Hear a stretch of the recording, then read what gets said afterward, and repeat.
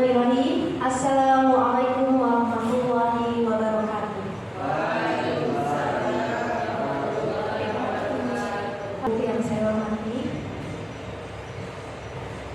Yang saya hormati Bapak Kepala Sekolah SMK Negeri 1 Kertajati yang mewakilinya. Kemudian yang saya hormati Bapak Ibu Guru SMK Negeri 1 Kertajati, dan yang saya hormati Bapak Ibu orang tua siswa-siswi SMK Negeri 1 Kertajati. Terima kasih atas kehadiran dari Bapak Ibu semuanya. Perkenalkan, saya Dian Pramodiawati. Insya Allah pada kesempatan kali ini akan menjadi pembawa acara pada kegiatan kita kali ini, yaitu seminar sosialisasi penerapan budaya positif di lingkungan SMK Negeri 1 Kertajati. Acara yang pertama, marilah kita buka acara ini dengan bacaan basmalah bersama. Bismillahirrahmanirrahim. Kemudian acara yang kedua adalah sambutan dari Bapak Kepala SMK Negeri 1 Kertajati atau yang mewakili kepada Bapak Karta MSI. Kami persilakan. Bismillahirrahmanirrahim. Assalamualaikum warahmatullahi wabarakatuh. Pada kesempatan ini saya atas nama Bapak Kepala Sekolah SMK Negeri 1 Kertajati yang pertama mengucapkan terima kasih yang tiada terhingga kepada Bapak Ketua Komite dan juga kepada perwakilan orang tua yang telah bisa mengikuti dan meluangkan waktu memenuhi undangan dari kami yang walaupun waktunya sangat mendadak. Saya ucapkan atas nama Kepala Sekolah terima kasih dan penghargaan yang setinggi-tingginya. Juga ucapan terima kasih kami sampaikan kepada CGP calon guru penggerak yang telah mempunyai sebuah inisiasi atau gagasan untuk mengadakan sebuah kegiatan seperti ini. Diskusi seperti ini nampaknya adalah sesuatu hal yang harus dan senantiasa kita laksanakan. Apalagi kalau kita lihat diskusi perumusan budaya sekolah, dan kita maklumi bahwa sekolah adalah merupakan sumber atau pusat kebudayaan. Oleh sebab itu sudah sewajarnya jika di sekolah ini bersama-sama antara pihak sekolah, dalam hal ini Bapak Ibu guru, komite, pihak orang tua, bersama-sama duduk bersama, bertukar pikiran sharing untuk merumuskan budaya-budaya positif yang harus dikembangkan di sekolah kita. Karena kalau kita melihat dari kondisi fakta realita yang ada, saya merasa miris dengan budaya, dengan sikap-sikap perilaku siswa-siswa kita secara umum. Sering terjadi tawuran massal, sering terjadi bentrok antara sesama pelajar. Tentunya hal ini merupakan sebuah PR bagi kita, bagaimana kita menyikapinya dan apa yang diinginkan oleh siswa-siswa kita, serta bagaimana upaya kita untuk membentuk suatu budaya-budaya positif yang akan dimiliki oleh siswa kita. Insya Allah, jikalau kita memiliki sebuah panduan, sebuah gagasan yang sama-sama disepakati tentang budaya-budaya positif apa saja yang harus dikembangkan di sekolah kita. Insya Allah, mudah-mudahan langkah ini adalah merupakan salah satu langkah atau upaya untuk meminimalisir tentang budaya-budaya yang negatif yang ada dan berkembang yang dibawa oleh orang-orang yang tak bertanggung jawab yang disimpan di sekolah.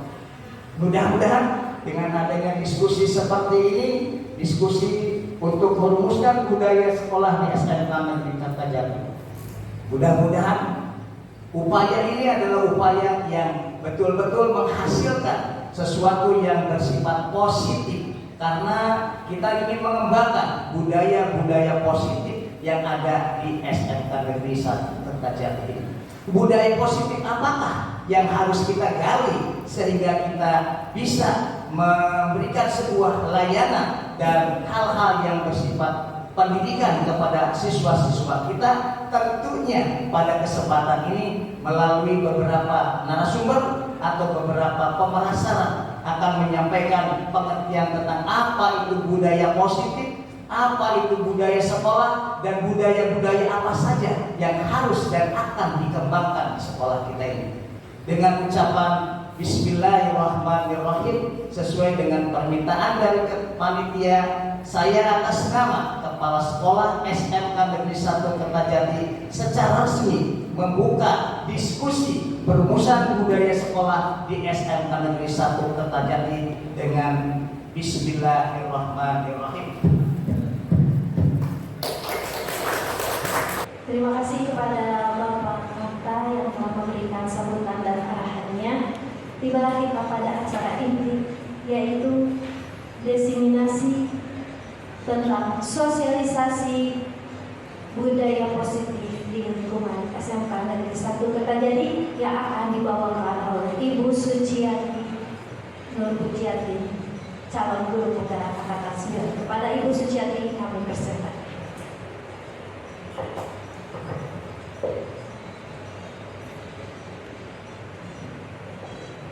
Terima kasih kepada pembawa acara yang sudah mempersilakan saya. Oke.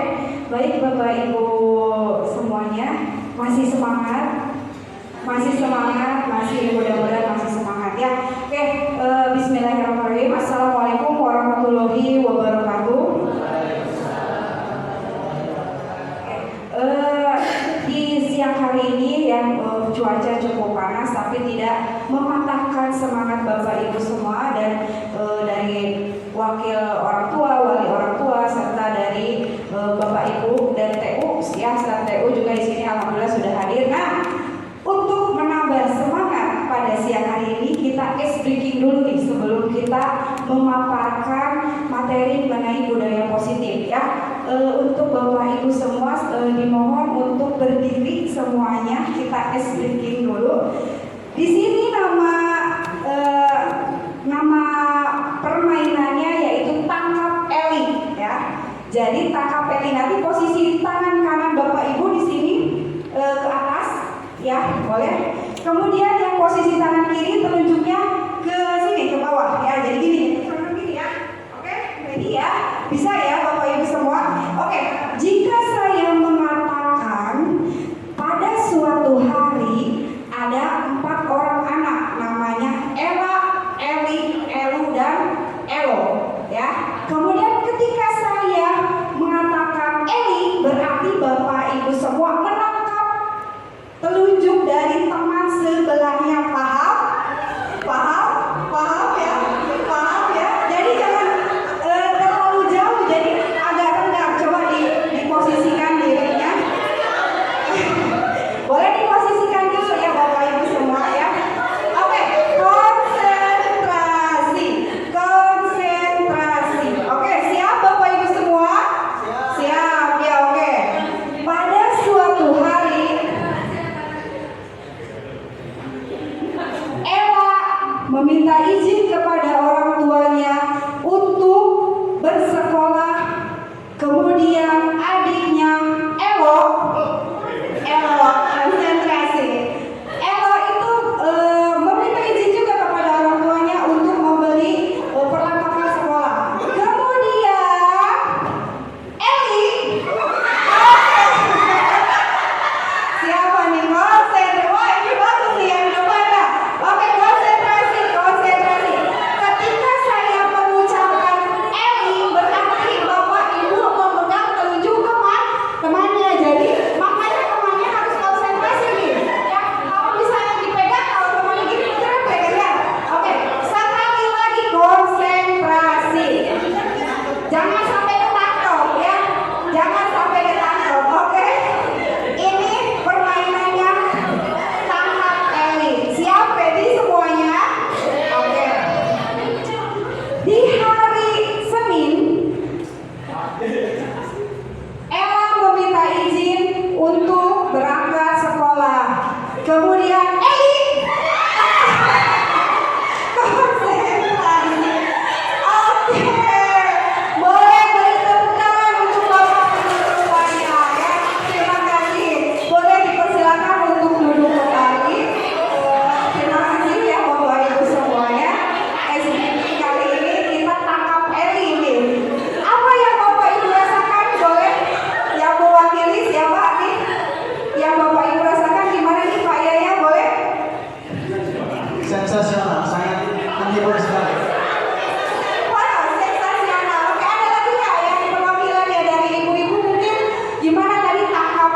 gimana sih gamesnya? Boleh? Menggemaskan. Sekarang ya. Jadi mungkin menggemaskan di sini ketika saya sebagai narator ya membuat narasi Eli tangkap Eli. Jadi kalian kan harus fokus ya Bapak Ibu semua ya. Jadi mungkin menggemaskannya di situ kalau nggak ketangkap si Elinya gitu ya. Oke, boleh sekali lagi beri tepuk tangan untuk kita semua Bapak Ibu. Semuanya hebat-hebat sekali ya. Baik, bisa kita lanjutkan ya Bapak Ibu.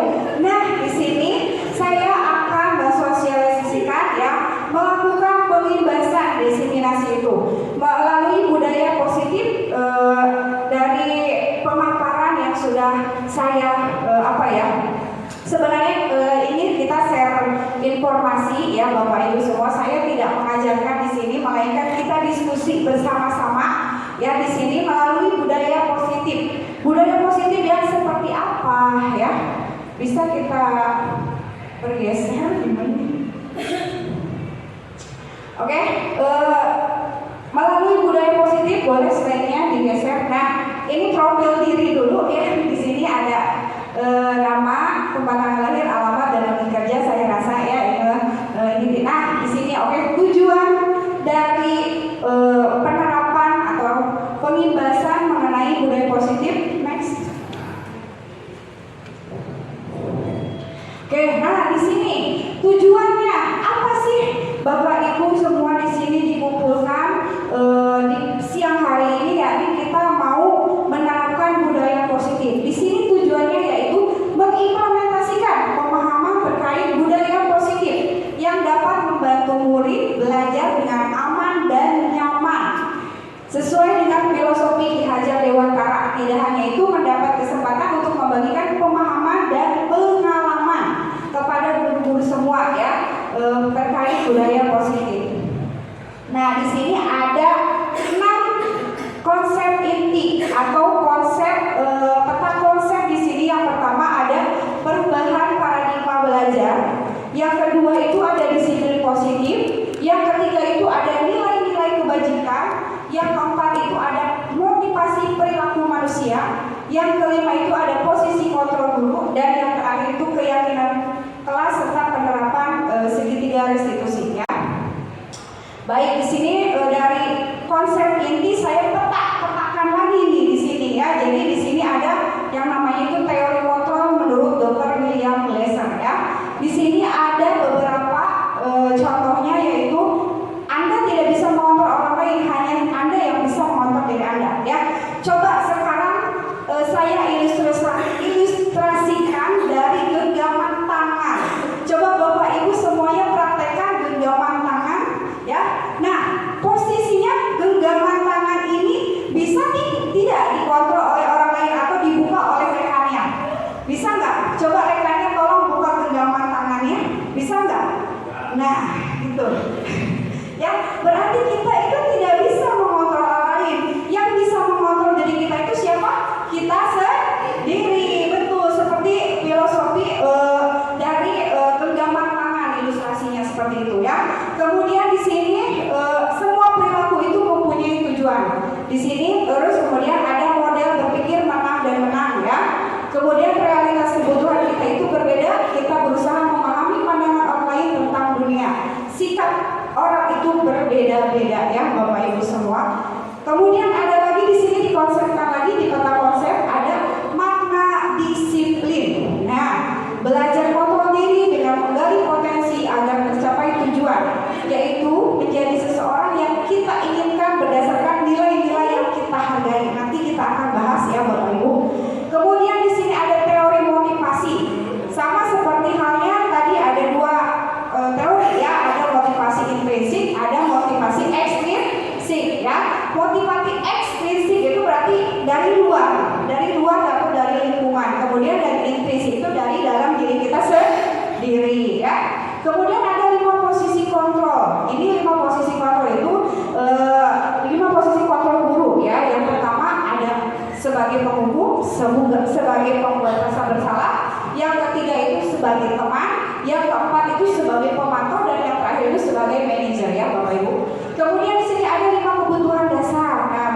hidup, kemudian penguasaan, kasih sayang dan rasa ingin diterima, kesenangan serta kebebasan, dan yang terakhir akan yaitu penerapan segitiga restitusi ya.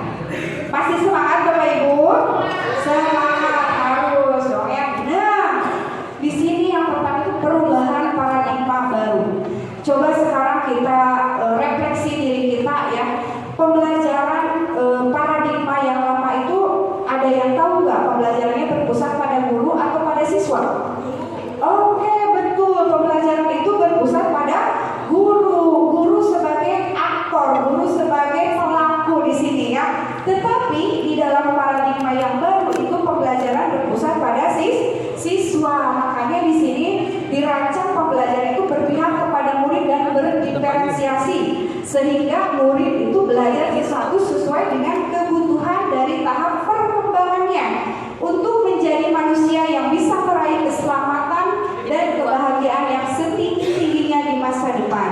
Coba bayangkan ya Bapak Ibu, kalau kita bisa menerapkan pembelajaran yang berpusat pada kebutuhan murid itu akan merasa bahagia ya, kemudian mendapatkan kebahagiaan yang setinggi-tingginya begitu ya Bapak Ibu. Nah, di sini tujuan utama kita yaitu profil pelajar Pancasila ya. Di sini kebetulan saya mengampu mata pelajaran pendidikan Pancasila ya di sini. Jadi di sini ada 6 profil pelajar Pancasila yang harus peserta didik wujudkan, yang harus peserta didik implementasikan.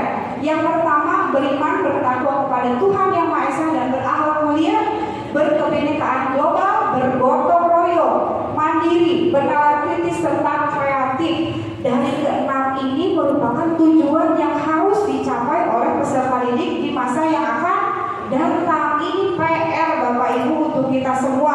Bagaimana peserta didik mampu beriman dan bertakwa serta mempunyai akhlak mulia.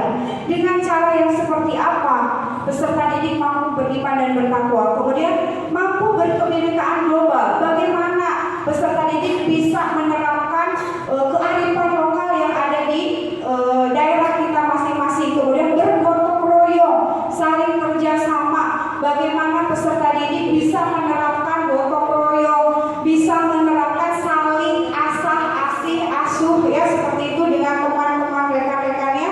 Kemudian mampu mandiri, bisa belajar sendiri, bisa mengatasi persoalan dan solusinya sendiri ya. Kemudian bernalar kritis, mampu berpikir secara kritis ya begitu. Kemudian dan kreatif, menghasilkan kreativitas yang memang dibutuhkan ya di dunia yang sekarang, yaitu apalagi ketika peserta didik sudah lulus di SMK ya, dibutuhkan sekali. Oke, selanjutnya. Nah, siapakah ini Bapak Ibu? Ada di sini? Oke, betul.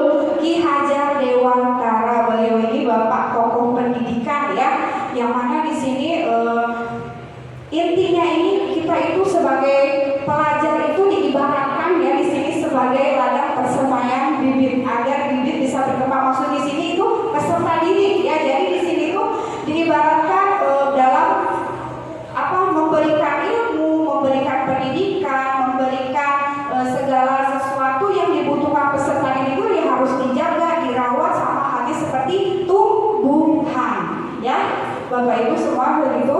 Kemudian di sini diharapkan apa? Di sini tujuannya dari Ki Hajar Dewantara diharapkan membentuk karakter murid agar tumbuh dengan baik sesuai dengan profil pelajar Pancasila. Oke?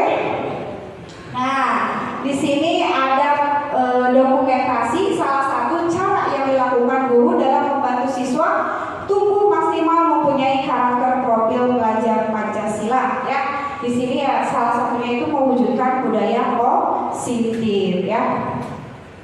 Nah, yang kedua nih, materi yang kedua berarti yang pertama tadi sudah paradigma belajar baru ya, perubahan paradigma belajar. Yang kedua ini disiplin positif. Ini inti yang akan kita pelajari, sehingga bagaimana disiplin positif ini mampu menjadikan budaya yang positif ya. Oke, tujuan dari disiplin positif. Pertama nih, menanamkan motivasi pada siswa atau murid untuk menjadi orang yang mereka inginkan dan menghargai diri dengan nilai-nilai yang mereka percaya. Kemudian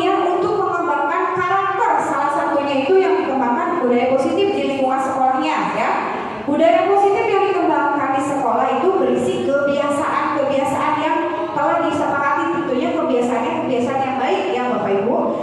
Kemudian nilai-nilai karakter yang diharapkan akan terbentuk pada diri murid atau peserta didik. Nah, apa sih makna dari disiplin? Disiplin itu dari bahasa Latin disiplina yang artinya belajar. Disiplin ini membuat orang mengenali potensi menuju sebuah tujuan, apa yang dia hargai. Namun dalam budaya kita disiplin itu telah berubah menjadi sesuatu yang harus dilakukan seseorang ya kepada orang lain untuk mendapatkan kepatuhan. Benar gak nih Bapak Ibu? Disiplin itu sebuah kepatuhan, benar gak ya? Setuju gak dengan pendapat ini?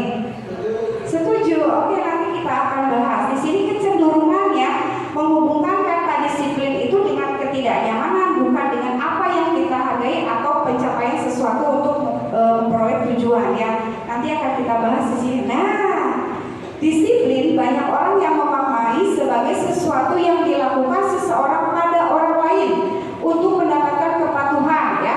Apabila dilanggar, ya akan mendapatkan hukuman atau sanksi begitu ya. Nah, di sini ada lagi nih Bapak Ibu semuanya. Kebanyakan guru sangat tertarik dengan topik pembahasan tentang disiplin. Mereka berpendapat bahwa kalau saja anak-anak disiplin, pasti mereka bisa belajar. Para guru juga berpendapat bahwa mendisiplinkan anak-anak itu merupakan bagian yang paling menantang. Betul gak ini asumsi seperti ini, pendapat seperti ini? Setuju gak Bapak Ibu semua? Ada yang tidak, ada yang setuju. Kenapa tidaknya? Boleh diutarakan. Nah, karena untuk yang paling menantang, kalau pendapat saya yang paling menantang adalah mendisiplinkan diri sendiri, bukan mendisiplinkan orang lain. Terima kasih Bu Rui yang telah banyak sekali ya ilmunya yang didapatkan ya dari diskusi kali ini. Betul ya Bapak Ibu, jadi disiplin itu sebenarnya datang dari diri kita sendiri ya, tanpa kita disuruh mereka sudah harus sadar ya. Betul sekali tadi, mendisiplinkan diri dulu ya.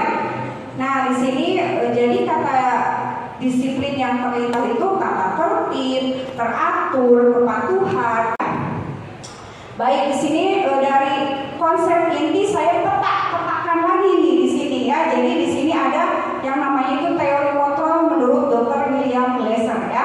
Di sini ada beberapa contohnya, yaitu Anda tidak bisa mengontrol orang lain, hanya Anda yang bisa mengontrol diri Anda ya. Coba sekarang saya ilustrasikan dari genggaman tangan. Coba Bapak Ibu semuanya praktekkan genggaman tangan ya. Nah, posisinya genggaman tangan ini bisa tidak dikontrol oleh orang lain atau dibuka oleh rekannya? Bisa nggak? Coba rekannya tolong buka genggaman tangannya. Bisa nggak? Nah, gitu. Ya, berarti kita itu tidak bisa mengontrol orang lain. Yang bisa mengontrol diri kita itu siapa? Kita sendiri. Betul, seperti filosofi dari genggaman tangan, ilustrasinya seperti itu ya. Kemudian di sini semua perilaku itu mempunyai tujuan. Di sini terus kemudian ada model berpikir menang dan menang ya. Kemudian realitas kebutuhan kita itu berbeda. Kita berusaha memahami pandangan orang lain tentang dunia. Sikap orang itu berbeda-beda ya Bapak Ibu semua. Kemudian ada lagi di sini dikonsepkan lagi di peta konsep ada makna disiplin. Nah, belajar kontrol diri dengan menggali potensi agar mencapai tujuan, yaitu menjadi seseorang yang kita inginkan berdasarkan nilai-nilai yang kita hargai. Nanti kita akan bahas ya Bapak Ibu. Kemudian di sini ada teori motivasi. Sama seperti halnya tadi ada dua teori ya, ada motivasi intrinsik, ada motivasi ekstrinsik ya. Motivasi ekstrinsik itu berarti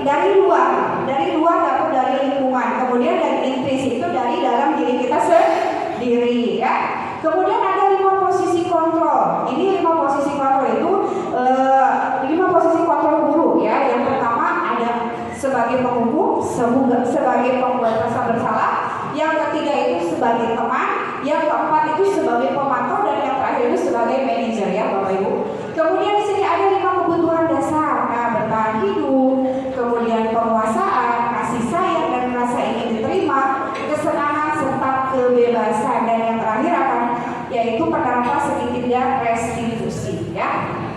Masih semangat Bapak Ibu?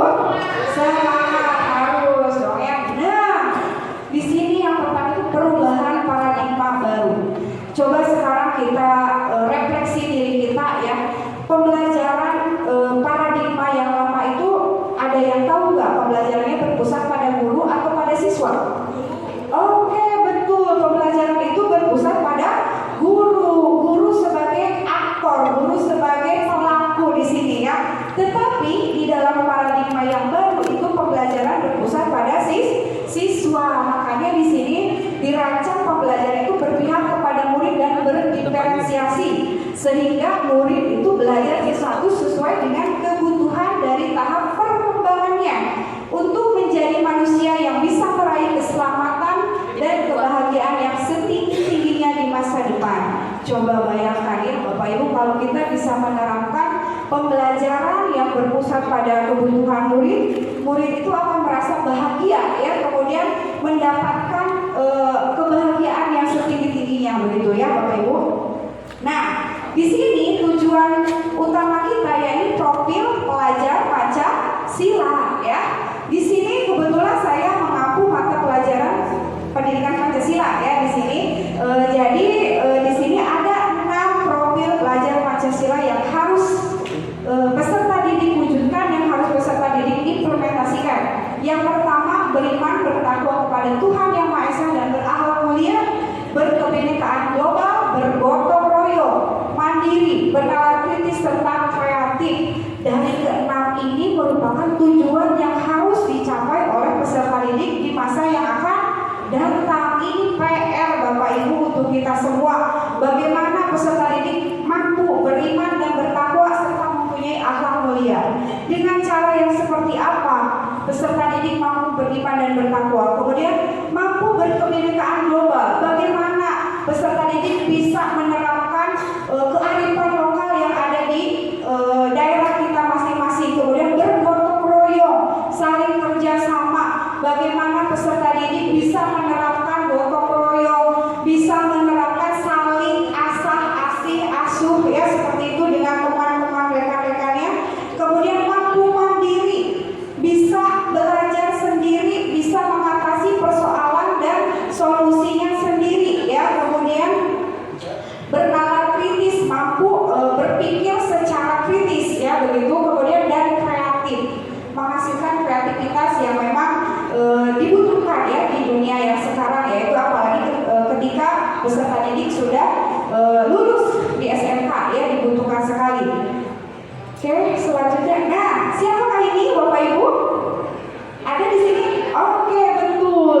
Ki Hajar Dewantara, beliau ini Bapak tokoh pendidikan ya, yang mana di sini intinya ini kita itu sebagai pelajar itu diibaratkan ya di sini sebagai ladang persemaian bibit agar bibit bisa berkembang. Maksud di sini itu peserta didik ya. Jadi di sini itu diibaratkan dalam memberikan ilmu, memberikan pendidikan, memberikan segala sesuatu yang dibutuhkan peserta didik itu yang harus dijaga, dirawat sama halnya seperti tumbuhan ya. Bapak Ibu semua begitu. Kemudian di sini diharapkan apa? Di sini tujuannya dari Ki Hajar Dewantara diharapkan membentuk karakter murid agar tumbuh dengan baik sesuai dengan profil pelajar Pancasila. Oke? Nah, di sini ada dokumentasi salah satu cara yang dilakukan guru dalam membantu siswa tumbuh maksimal mempunyai karakter profil pelajar Pancasila ya. Di sini ya salah satunya itu mewujudkan budaya positif ya. Nah, yang kedua nih, materi yang kedua berarti yang pertama tadi sudah paradigma belajar baru ya, perubahan paradigma belajar. Yang kedua ini disiplin positif. Ini inti yang akan kita pelajari sehingga bagaimana disiplin positif ini mampu menjadikan budaya yang positif ya. Oke, tujuan dari disiplin positif. Pertama nih, menanamkan motivasi pada siswa atau murid untuk menjadi orang yang mereka inginkan dan menghargai diri dengan nilai-nilai yang mereka percaya. Kemudian untuk mengembangkan karakter, salah satunya itu yang dikembangkan budaya positif di lingkungan sekolahnya ya. Budaya positif yang dikembangkan di sekolah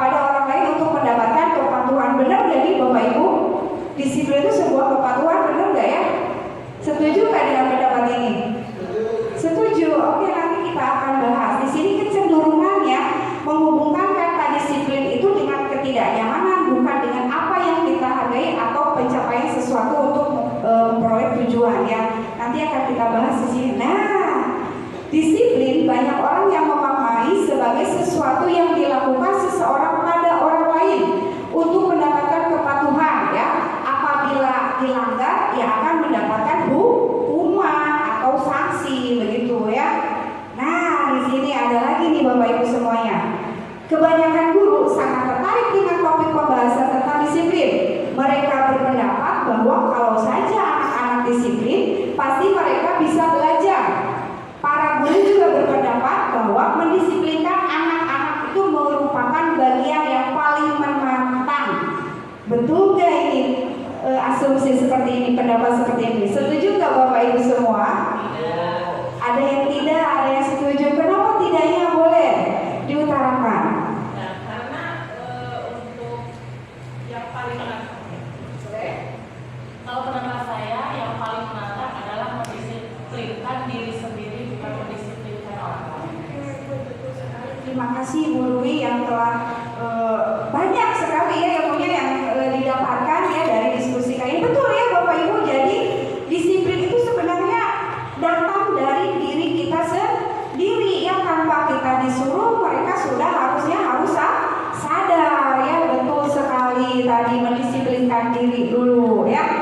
Nah di sini jadi kata disiplin yang terlintas itu tata tertib, teratur, kepatuhan, kemudian peraturan yang harus diikuti, dipatuhi ya, begitu ya. Jadi di sini justru makna pemberi hukuman dari kata disiplin itu sebagai salah satu alternatif terakhir, dan kalau perlu tidak digunakan sama sekali ya dari sanksi atau hukuman seperti itu ya. Nah, di sini apa sih perbedaan antara hukuman atau pendisiplinan? Di sini ada perbedaannya ya. Disiplin dan hukuman memiliki arti yang berbeda, memberikan efek yang berbeda juga dalam pembentukan diri pada setiap murid ya atau peserta didik. Disiplin ini merujuk pada praktik mengajar atau melatih seseorang untuk mematuhi peraturan atau perilaku dalam jangka pendek atau jangka panjang. Sedangkan hukuman di sini dimaksudkan untuk mengendalikan perilaku. Disiplin dimaksudkan untuk mengembangkan perilaku para murid atau peserta didik serta mengajarkan murid tentang kontrol dan kepercayaan diri dengan fokus pada apa yang mampu mereka pelajari. Ya, jadi sini sudah tergambar ya Bapak Ibu bahwa disiplin itu sebenarnya bukan hukuman, melainkan harus disiplin diri begitu ya. Nah, di sini ada cara untuk menciptakan budaya positif atau disiplin positif. Pertama, ciptakan dulu nih komunikasi yang efektif antara guru dan siswa ya. Kemudian kalau di rumah wali murid atau orang tua ciptakan komunikasi yang baik ya dengan anaknya masing-masing ya. Kemudian tanamkan toleransi. Toleransi di sini yaitu saling menghargai, saling menghormati satu sama lain, saling menyayangi juga bisa ya. Kemudian lakukan penilaian siswa secara objektif. Nah, kita itu harus objektif dalam melakukan penilaian ya. Kemudian wujudkan kesetaraan di kelas, lakukan motivasi. Nah, ini yang paling penting, motivasi. Kebanyakan siswa-siswi di kita itu mereka itu seperti kekurangan motivasi begitu ya. Jadi kita harus banyak memberikan motivasi atau kata-kata kunci kesuksesan gitu ya kepada para peserta didik kita. Kemudian tunjukkanlah apresiasi yang positif gitu ya. Ini cara menciptakan budaya positif.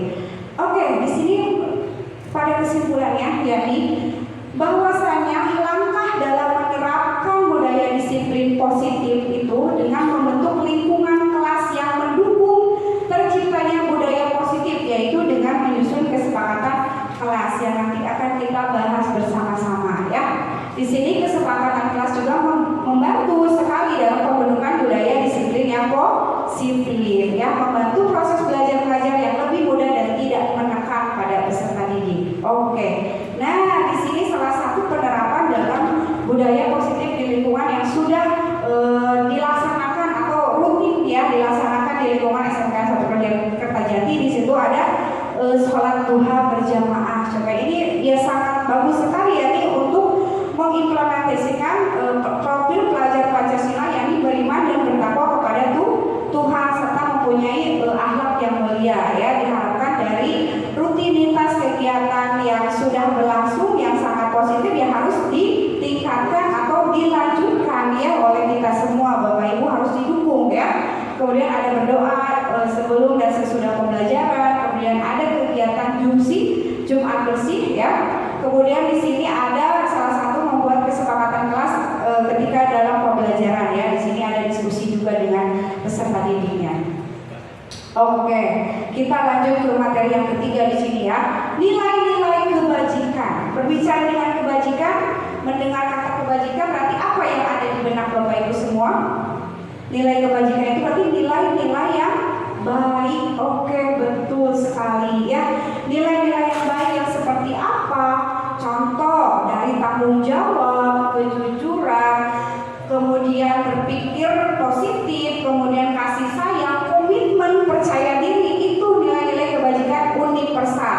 Kalau di sini saya mengambil dari nilai 9 pilar karakter Indonesia ya, ini ada yang di depan ya Bapak Ibu, cinta Tuhan, kemandirian, kejujuran, hormat dan santun, kemudian dermawan, suka menolong, saling gotong royong, percaya diri, kreatif, kepemimpinan dan keadilan, rendah hati, toleransi, kedamaian ya, dan kesatuan. Nah ini saya rasa kalau kita sudah menerapkan nilai-nilai kebajikan yang ada dalam diri kita, insya Allah akan berimbas juga ya pada peserta didik nantinya ya, kalau kita sudah menerapkan kepada diri kita sendiri ya Bapak Ibu semua, termasuk saya juga ya.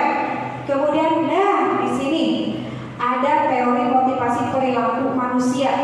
Di sini tadi saya sudah jelaskan di awal ya, ini ada motivasi eksternal dan motivasi internal atau intrinsik dan ekstrinsik ya. Nah di sini ada teori motivasi itu ada dua. Yang pertama dari motivasi eksternal itu menghindari ketidaknyamanan atau hukuman apa yang akan terjadi apabila saya tidak melakukannya ya. Untuk mendapatkan imbalan dari orang lain, institusi apa yang akan saya dapatkan apabila saya melakukannya. Contoh misalnya siswa di sini masih ada yang suka kesiangan atau terlambat ya.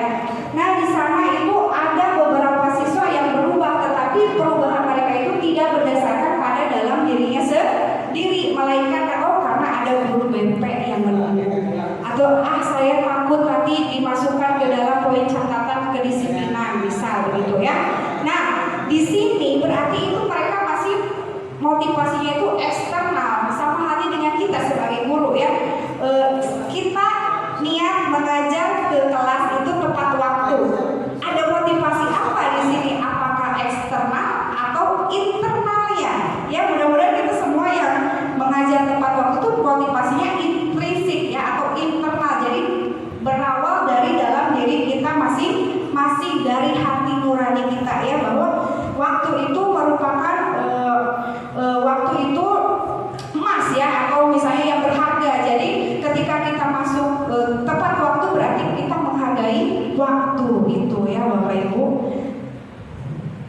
Nah di sini ada 5 dasar kebutuhan manusia. Gitu kan ya, kalau misalnya dari bapak-bapak kan dari istrinya, tapi mohon maaf ya kalau yang belum menikah ini semoga disegerakan ya untuk calonnya gitu ya.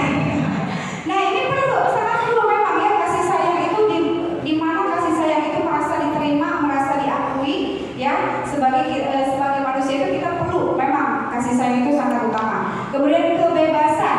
Nah kebebasan di sini ya kita perlu kesenangan juga ya, kebebasan dan kesenangan seperti itu ya. Ini kebutuhan dasar pokok ya yang kita miliki sebagai manusia ya. Ini juga sama ya dengan peserta didik, dengan siswa juga sama ya, memerlukan kebutuhan yang sama juga ya. Next, oke. Nah di sini ada 5 posisi kontrol yang diterapkan seorang guru, orang tua ataupun atasan dalam melakukan kontrol. Apa saja di sini? Oke. Ada posisi penghukum. Biasanya kalau mendengar penghukum berarti posisinya itu apa? Memberikan sanksi hukuman ya. Terus membuat orang merasa bersalah. Nah ini juga misalnya contohnya membuat orang merasa bersalah itu kita misalnya posisinya sebagai guru membuat siswa itu merasa bersalah ya, dalam artian ketika kita memberikan julukan, kamu itu kenapa sih kok sangat tidak disiplin, sangat tidak menghargai sekali waktu. Nah itu kan seolah-olah siswa tersebut oh ya berarti guru tersebut menyalahkan siswa ya. Nah ini juga posisi kontrol yang memang harus kita hindari sebenarnya ya Bapak Ibu. Kemudian posisi teman. Nah sebagai teman misalnya kita dari anak-anak kita memposisikan diri sebagai teman, tidak apa-apa nanti bisa diselesaikan dengan ibu. Nah itu posisi seperti ini sebenarnya kurang tepat juga kalau diterapkan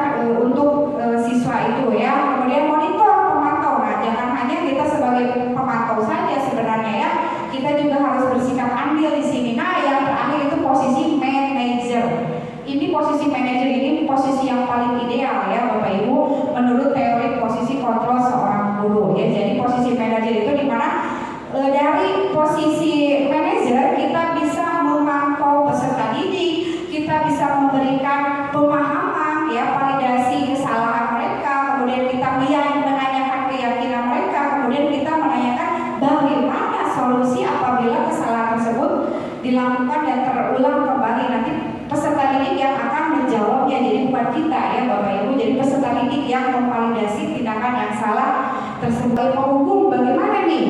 Mengulangi kesalahan jelas berulang kali perilaku menjadi agresif. Jadi ketika kita menghukum seseorang atau menghukum anak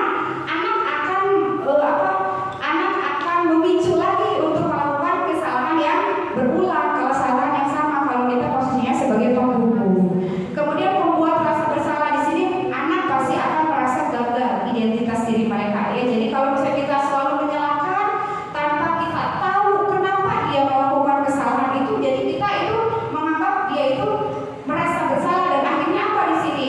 Identitasnya gagal dan menjadi tidak berharga. Nah ini sangat riskan sekali apabila anak sudah merasa gagal, kemudian tidak dihargai sama orang tuanya, gurunya, dan orang sekitarnya. Akhirnya apa?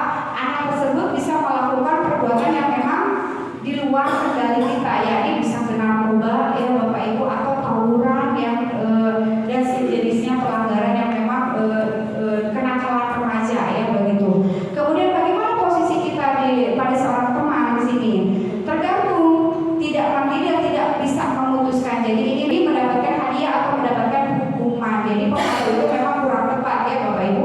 Nah di sini kontrol diri sebagai manajer, mengevaluasi diri bagaimana menjadi pribadi diri yang lebih baik lagi gitu. Bapak Ibu posisi kontrol dulu setuju yang mana nih? Penghukumkah? Ataukah merasa bersalah? Ataukah posisi teman? Atau misalnya posisi pemantau atau manajer? Apa Bapak Ibu? Oke, good manager ya, terima kasih atas jawabannya. Nah, di sini di mana posisi Bapak Ibu? Penghukum, rasa bersalah, teman, pemantau, atau manajer? Silakan Bapak Ibu introspeksi kepada diri sendiri ya Bapak Ibu, baik itu di lingkungan sekolah ataupun di tempat lingkungan sekolah ataupun di rumah Bapak Ibu ya sebagai wali murid ya. Di sini di mana nih posisi kita ya? Bisa Bapak Ibu menilai sendiri ya Bapak Ibu, oke? Nah, next di sini materi yang terakhir itu keyakinan kelas dan penerapan segitiga restitusi. Sebelumnya kita harus tahu dulu nih, keyakinan kelas apa? Keyakinan itu merupakan nilai-nilai kebajikan atau prinsip-prinsip universal yang disepakati bersama secara menyeluruh ya, lepas dari latar belakang suku, kemudian bahasa negara, agama ya. Keyakinan ini akan lebih memotivasi seseorang dari dalam atau memotivasi secara intrinsik tadi dari dalam diri ya. Seseorang akan lebih tergerak dan bersemangat untuk menjalankan keyakinannya tanpa ada paksaan ya.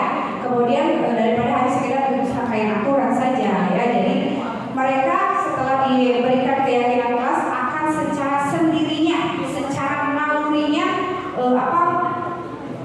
melaksanakannya tanpa ada unsur paksaan apapun ya Bapak Ibu. Nah di sini kenapa saya merahkan?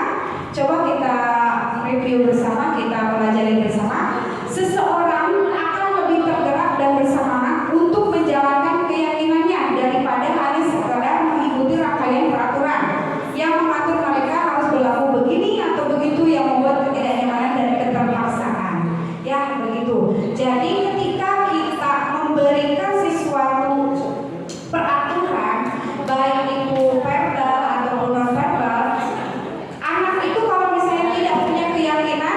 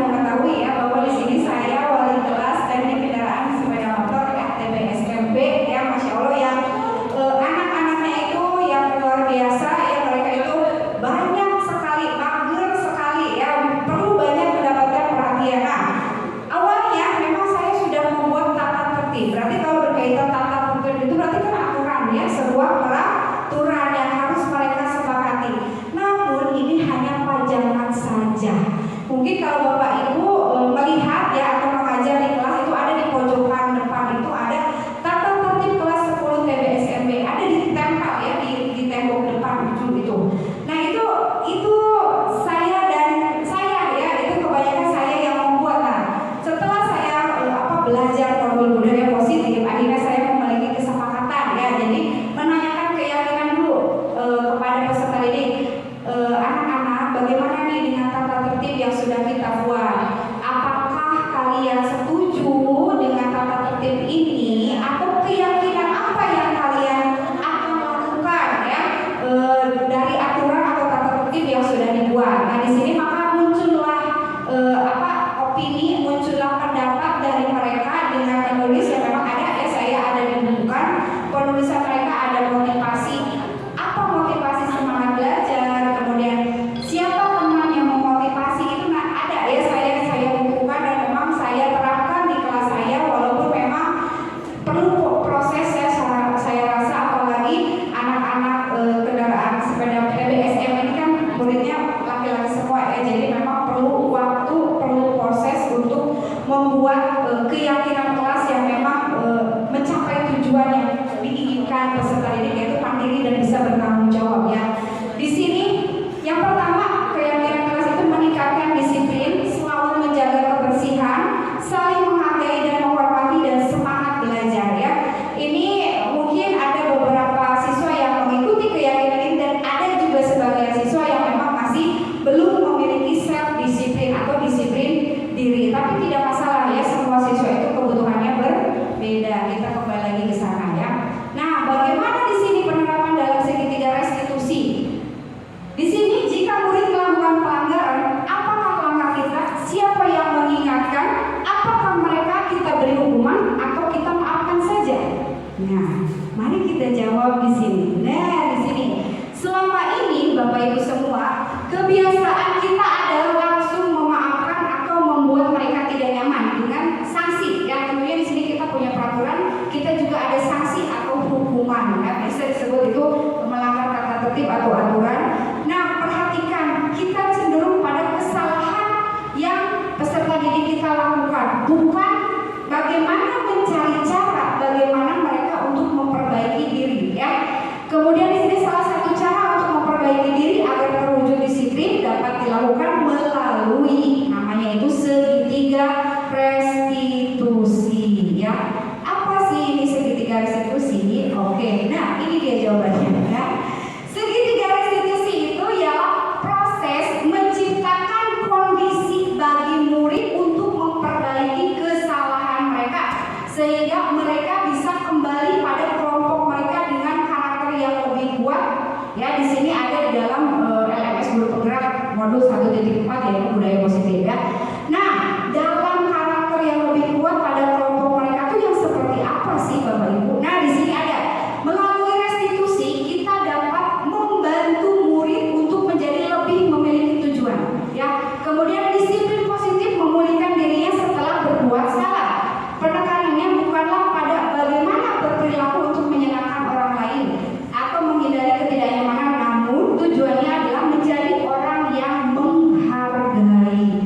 Itu ya Bapak Ibu, nilai-nilai kebajikan yang mereka percaya. Restitusi ini membantu murid untuk berperilaku jujur pada diri sendiri dan bisa mengevaluasi dampak dari kesalahan yang mereka lakukan. Restitusi ini memberikan penawaran bukan paksaan ya. Ingat Bapak Ibu, restitusi ini bukan memberikan penawaran bukan paksaan. Sangat penting bagi guru untuk menyelesaikan masalah dan berbuat lebih baik lagi dengan berkata semua orang pasti pernah berbuat salah. Bukan mengatakan kamu harus melakukan ini, kalau tidak maka saya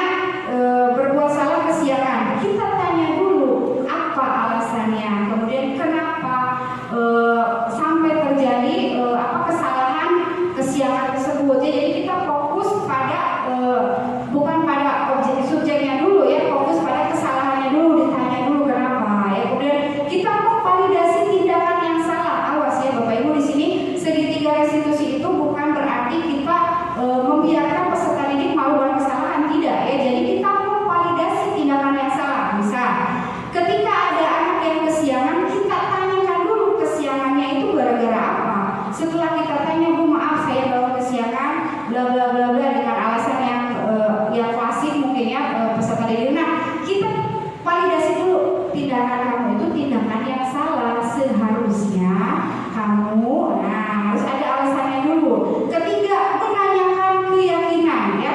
Kita semua itu memiliki motivasi yang internal, jadi kita tanyakan dulu keyakinan. Kamu tahu keyakinan kelas yang sudah kita sepakati ya, kita harusnya masuk ke sekolah pukul berapa? Tanya lagi ke siswa tersebut pukul 7 Bu. Nah, kalau seperti itu bagaimana seharusnya? Ya nanti siswa menjawab misalnya, ya saya harus bangun lebih pagi lagi Bu, saya harusnya meminta teman menjemput, misalkan ada jemputan gitu ya, temannya nebeng gitu ya, nebeng pakai motor, nah itu harus lebih pagi lagi agar tidak kasihan. Nanti mereka sendiri yang akan menjawab persoalan yang mereka hadapi gitu ya. Jadi kita menanamkan segitiga restitusi itu seperti ini. Nah, ini dia ada segitiga restitusi ya. Di sini ada keyakinan kelas apa, kamu ingin menjadi orang yang seperti apa. Kemudian yang pertama itu kita menstabilkan identitas dulu ya. Setiap orang itu pernah melakukan kesalahan. Kamu bukan satu-satunya yang pernah melakukan ini. Kemudian kita validasi tindakan yang salah dulu ke atas ya Kak. Kamu tentunya punya alasan mengapa melakukan hal itu ya. Terus kita tanyakan keyakinan. Keyakinan kelas apa yang sudah kita sepakati? Kamu ingin menjadi orang yang seperti apa sih? Nah gitu kan. Jadi dari beberapa rangkaian itu membuat siswa ya dia itu diakui dan dia itu diterima gitu, merasa diterima, tidak merasa dihukum, tidak merasa disalahkan begitu. Jadi siswa itu merasa sehingga timbul dari dalam dirinya itu ya saya siap untuk disiplin diri. Jadi timbul dari hati nuraninya seperti itu ya. Oke. Kesimpulannya di sini Guru sebagai manajer menggunakan segitiga restitusi dalam menyelesaikan masalah melalui 3 tahapan, yakni menstabilkan identitas, validasi tindakan yang salah, dan menanyakan keyakinan. Tujuannya apa nih kita mengimplementasikan segitiga restitusi ini? Tujuannya agar menghasilkan murid atau peserta didik yang mandiri dan bertanggung jawab. Itu ya tujuan dari penerapan segitiga restitusi ini ya. Nah di sini juga ada video yang sudah saya record ya dengan siswa. Selamat menyaksikan Bapak Ibu.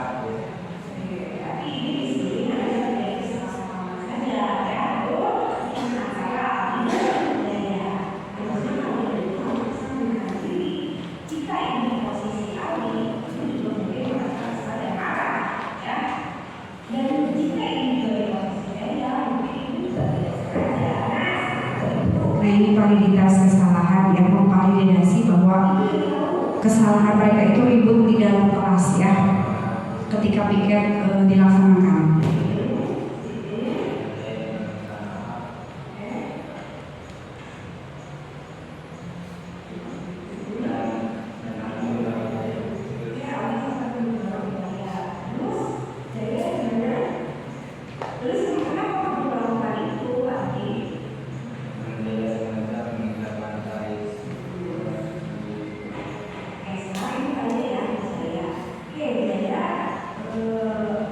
Kenapa?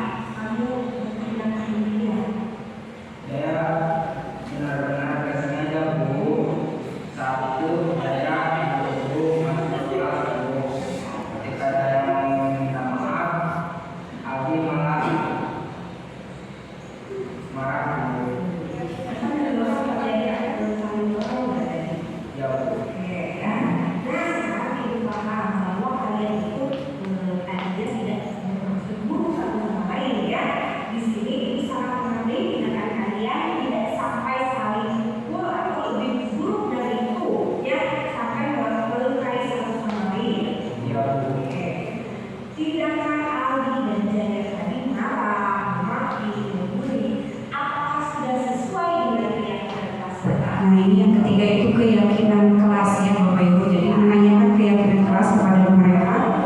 Ini tidak sesuai dengan keyakinan Torah. Apa yang sudah kalian mudah? Ali silakan menjawab. Oke, Mama Ibu ya. Daya gimana? Ya Bu, sama saya juga sepakat dengan Ali.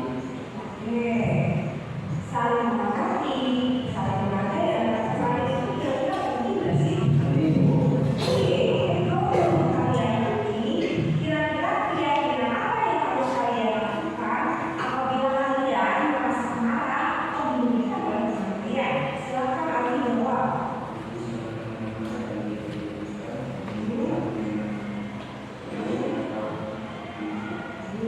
Oke. harus menahan diri tidak berlaku baik. Nah ini solusi yang mereka berikan ya, walaupun memang ini teks banget gitu ya. Ini alhamdulillah dalam mengejar selesainya tugas, jadi saya sudah aja ambil ada ya ini kelas 12 TKRA ya. Tetap semangat dan komitmen. Salah yang satu yang tadi kalian harus komitmen apa yang menjadi keyakinan kelas kita. Nah ini kita menanyakan dan memberikan keyakinan kelas kepada mereka. Oke, sudah aja Bu, stop.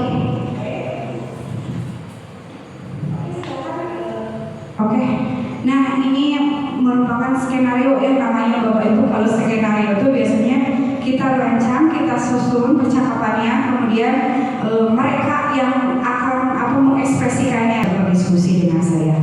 Oke, di acara yang terakhir nih Bapak Ibu, kita merefleksikan diri ya. Di sini bagaimana penerapan ke depan atau rencana aksi nyata yang akan Bapak Ibu lakukan. Kemudian untuk ditulis ya di kertas kuning nanti akan disebarkan. Kemudian Bapak Ibu di sebelah kiri saya, di sebelah kanan Bapak Ibu ada dinding mengenai rencana tindak lanjut ya dari pemahaman dan penerapan budaya positif. Bapak Ibu di lingkungan sekolah SMKN 1 Kertajati untuk menulis di kertas yang telah disediakan dan menempelkannya. Silakan Bapak Ibu semua ya untuk ya boleh budaya positif apa yang akan Bapak Ibu terapkan di kedepannya ya, sehingga nanti setelah menulis mempunyai keyakinan diri dan mudah-mudahan nanti akan disaring, ditampung ya, diserahkan ulang lagi kepada peserta didik kita atau siswa kita ya, sampai nanti tujuan visi sekolah kita, visi misi sekolah kita itu tercapai ya, mewujudkan sekolah yang berstandar internasional ya, menjadi mewujudkan sekolah yang berfavorit ya, insya Allah mudah-mudahan dengan visi tersebut kita bisa ya mewujudkannya. Silakan Bapak Ibu kita merefleksikan diri, nanti ketika sudah ditulis Bapak Ibu menempelkan di dinding yang sebelah kanan ya, kalau di saya sendiri, kalau di Bapak Ibu di sebelah kanan. Silakan Bapak Ibu, mangga silakan ya. Terima kasih Bapak Bato, silakan. Nah oke, good. Terima kasih Bapak. Alhamdulillah ada ya Bapak Ibu.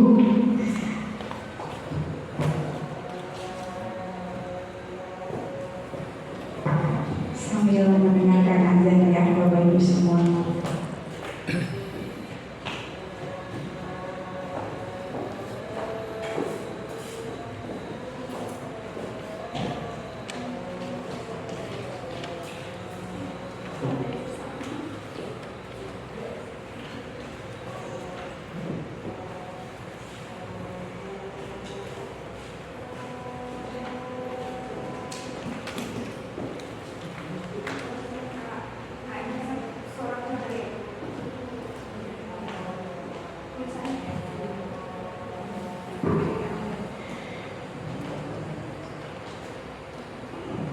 Dilanjut ya Bapak Ibu sambil biar kita nanti ada waktu sholat zuhur. Oke, terima kasih. Ini ada beberapa yang sudah menempelkan. Terima kasih banyak. Yang pertama ini ada bertanggung jawab dan dapat dipercaya. Oke, betul ya. Kedua, menerapkan budaya 5S, senyum, sapa, salam, sopan, dan santun. Sangat betul sekali. Kemudian berseragam rapi sesuai dengan aturan sekolah yang berlaku. Bisa jadi hari Senin, Selasa, Rabu, Kamis, Jumat itu ada aturannya ya. Oke, bagus. Kemudian peningkatan 3S, senyum, sapa, salam. Terus lagi di sini tidak ada namanya ya, hanya tanda tangan. Menerapkan budaya 3S juga sama ya.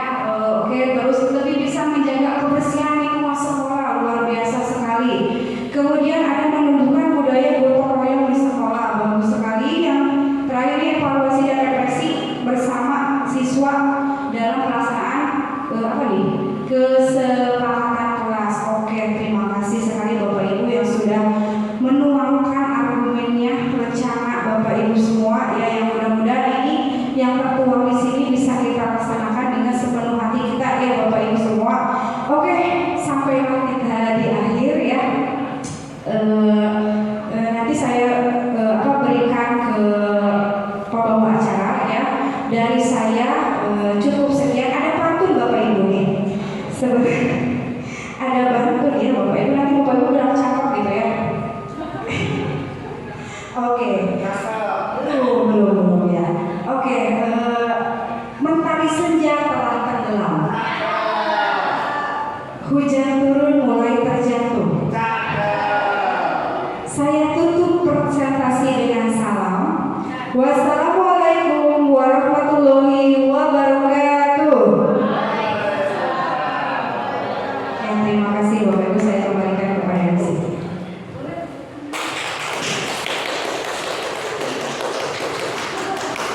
Baiklah pada penghujung acara, alhamdulillah telah usai juga kegiatan destinasi kita, sehingga kita tutup kegiatan kita ini dengan baca